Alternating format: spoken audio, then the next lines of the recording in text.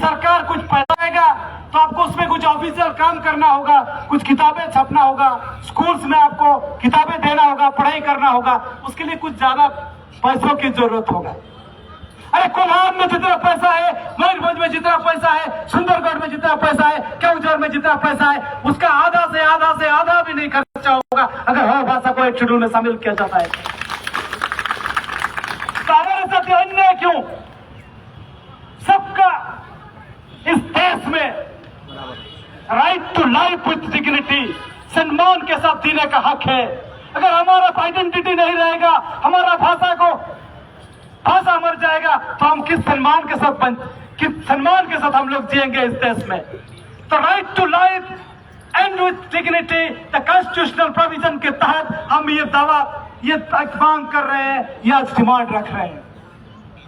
वही संविधान में लिखा गया, साफ लिखा गया, जिनका भाषा है, जिनका लिपि है, उनको प्रिजर्व करने का, कंजर्व करने का उनका हक है। आर्टिकल 29। हम वही बात तो कह रहे हैं कि हमारा जो लिपि है, वो लिपि है, उसको बढ़ावा देने के लिए, उसका संरक्षण देने के लिए सरकार को कदम उठाना चाहिए। यही बात तो कह रहे हैं। क्या तकलीफ है? सरकार हमें कहती है कि हमने एक कमेटी बैठाया था, Ranganathan commission, justice Ranganathan commission बैठाया था, लेकिन वो जस्टिस रंगनाथन कमेटी का जो रिपोर्ट है आज तक पार्लियामेंट में टेबल नहीं हुआ। उस कमेटी अगर कहते भी है कि और भी 8 शेड्यूल के भाषा को नया शामिल नहीं होगा, तो हम उस कमेटी का रिपोर्ट को भी रिजेक्ट करते हैं। यह हमारा लिंग्विस्टिक राइट है, यह हमारा भाषा का राइट है कि हमको दर्जा मिलना चाहिए, हमको ऑफिशियल स्टेटस मिलना चाहिए।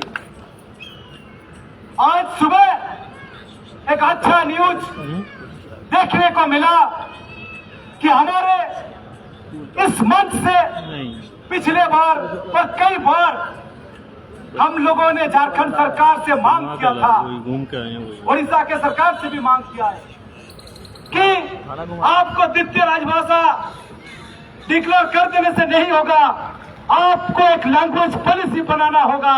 द्वितीय राजभाषा में जो लैंग्वेज है, चाहे वो हो मुंडा संथाल हो, आप उन भाषाओं के साथ क्या करना चाहते हैं, उनको कैसे बढ़ावा देना चाहते हैं, प्रशासन में उसका कैसे इस्तेमाल करते हैं, आपको उसके लिए लैंग्वेज पॉलिसी लाना होगा। ये बात हमने पिछले बार इस मंच से कहा था। आज सुबह का अखबार का न्यूज है, अगर आपने पढ़ा होगा कि झारखंड सरकार रीजनल लैंग्वेज पॉलिसी लाना चाहती है। इस बात को हम वेलकम करते हैं, स्वागत करते हैं। और लैंग्वेज पॉलिसी जब भी बनेगा, हो समाज के प्रतिनिधि, हो समाज के भाषाविद, हो समाज के सामाजिक संगठन, सबके साथ बात होनी चाहिए। हमें भी अपने बात रखने का मौका मिलना चाहिए, यह हम इस मंच से सरकार को कह देना चाहते हैं। साथ ही साथ उड़ीसा के सरकार से भी हम लोगों का ये लगातार मांग रहा है, उड़ीसा भाषा आइन 1965 में अमेंडमेंट करके जो आदिवासी भाषा है, जो प्रमुख रूप से वहां पे बोली जाती है, उन भाषाओं को भी ऑफिशियल स्टेटस मिलना चाहिए। यह भी खुशी की बात है, एक अंदर की बात है। ट्राइबल एडवाइजरी काउंसिल उड़ीसा का जो अभी है, उसमें एक सब कमिटी फॉर्मेशन किया गया है और इस सब कमिटी में ये कहा गया है कि हो आदिवासी भाषाओं को कैसे संवैधानिक मान्यता मिले, उस पे कमिटी को रिपोर्ट देना होगा। हम उम्मीद करते हैं उड़ीसा के जो सरकार है, डबल इंजन की जो सरकार है, तुरंत उस कमिटी का जो भी रिपोर्ट होगा उस पे अमल करेगी और हो संथाली, मुंडा और जितने भी आदिवासी भाषाएं हैं उड़ीसा में प्रमुख रूप से बोली जाती है, उनको ऑफिशियल स्टेटस मिलेगा, यह हम उम्मीद करते हैं। साथियों, भाषा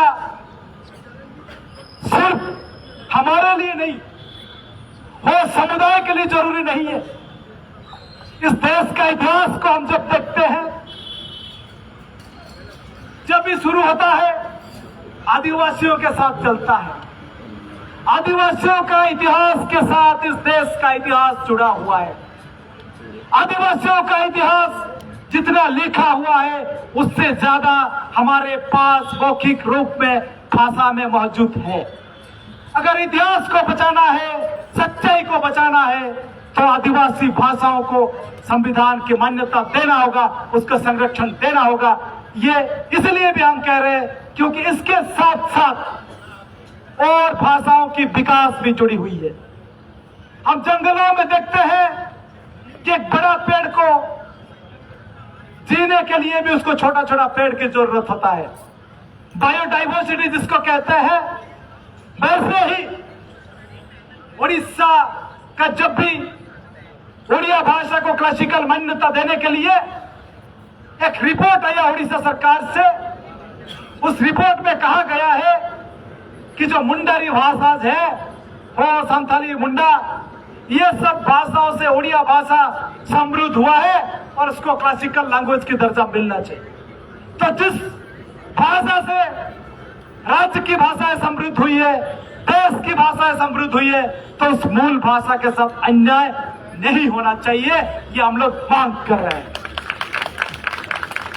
साथियों, सरकार का काम ये नहीं है कि हमें कितना वोट मिलेगा ये देखना। सरकार का काम है जो भी वंचित समुदाय है, जो भी लिंग्विस्टिक माइनॉरिटी है, जो भी पॉपुलेशन वाइज माइनॉरिटी है, जो रिलीजियस वाइज माइनॉरिटी है, इन सब छोटे छोटे समुदाय का अधिकार और उनका हक को सुरक्षित रखना। कभी भी ये नहीं होना चाहिए कि कल किसी का लैंग्वेज का अगर एक शेड्यूल में जगह मिलेगा तो उसके लिए कोई पॉपुलेशन होना चाहिए। अगर भाषा पुरानी है, लोग बोलते हैं, इसमें गहराई है, तो ये सब भाषाओं को मान्यता मिलना चाहिए। और सरकार को हम लोग बार बार अपील करते हैं, इस बात को क्लियर करना चाहिए कि जो भी मांगे आ रही है, जो भाषाएं चाहते हैं शेड्यूल में, उनके साथ क्या कर रही है, वो क्या प्लान है उनके पास, क्या विजन है। क्योंकि अगर ये कुछ सालों में हम लोग इस पर कदम नहीं उठाते हैं, इन भाषाओं को प्रिजर्व करने के लिए, बचा के रखने के लिए अगर कोई प्रयास नहीं करते हैं सरकारी लेवल पे, तो ये भाषाएं और कुछ ही सालों में मिट जाएगी ये दुनिया से, ये धरती से, ये सारे एक्सपर्ट्स कह रहे हैं। इसलिए सरकार से बार बार, अगर सरकार कह दे कि हम एक शेड्यूल में नहीं करेंगे, तो वो भी ये कह दे, साफ कर दे बात।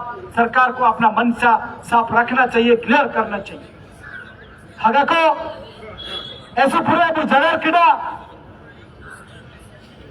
सरकार आया ऐसे चिमने के पार्टी के मैं तो तिसिंग निंता रे चिमने बुझुए के ने कम तो कब बुझुए के ने जंतर मंतर रे 200 तला होको कको रा हुआ आप चिमन बुझुए के ने सुलाने बुझुए के ने और इनका लेका ते बुझुए के ने अकन को अब समाज रे प्रतिनिधित्व हातुरिया एरिया रिया रिप्रेजेंटेटिव तने बु सामाजिक लेवल इन मंत चुइले वाला का बोलो इके चाले कम गेले सल्लिना नेतरा दोले कमियाना आले काजी किडा आले काकला किडा तो सरकार काय एवं किडा बनते मनबु करे का ओडो निना मिडो तिसिंग निंतार संकल्पित के तब सेनाओं का क्रिया को समझम के तब सेनाओं का जादियो सरकार काय पाइठी ये भाषा लगिते आबू निंता ते के समझम के तब सेनुआ आबुए पेते आबुए बुदिते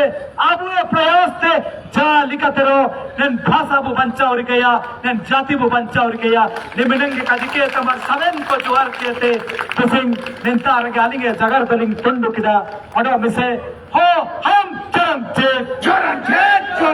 हो भाषा चरंजे हो भाषा चरंजे हो भाषा को एक शेड्यूल में शामिल करो हो भाषा को एक शेड्यूल में शामिल करो